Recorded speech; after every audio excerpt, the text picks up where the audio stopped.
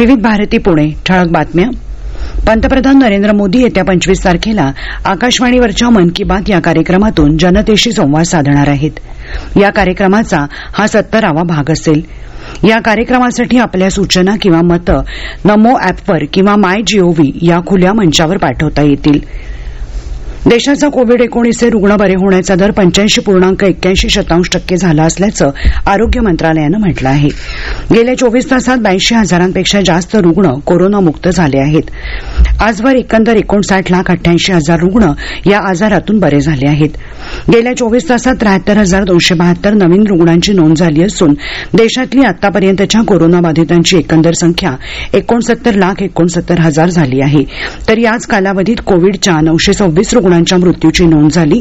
त्यामुळे आतापर्यंतच्या मृतांची संख्या 1,07,416 झाली आहे. काल दिवसभरात देशात 11,64,000हून जास्त कोरोना चाचण्या करण्यात आल्याची माहिती भारतीय वैद्यकीय संशोधन परिषदेनं दिली.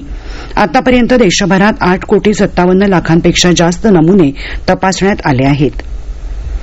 आगामी दसरा दिवाळीसारख्या सणांच्या पार्श्वभूमीवर पुण्यातून आंतरराज्य प्रवास करणाऱ्या प्रवाशांच्या संख्येत वाढ झाली असून त्याचा फायदा राज्य मार्ग परिवहन महामंडळाला होत आहे.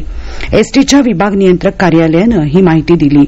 सध्याची प्रवाशांची मागणी लक्षात घेता आगामी 2-4 दिवसातच जादा गाड्या सोडण्याच्या दृष्टीनं नियोजन सुरू झालं आहे.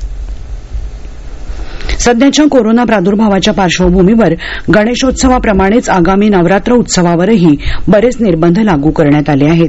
त्यामुळे पुण्यातल्या देवींच्या मंदिरातले बहुतेक सर्व धार्मिक आणि सांस्कृतिक कार्यक्रम ऑनलाईन पद्धतीनं करण्यावरच भर दिला जाणार आहे.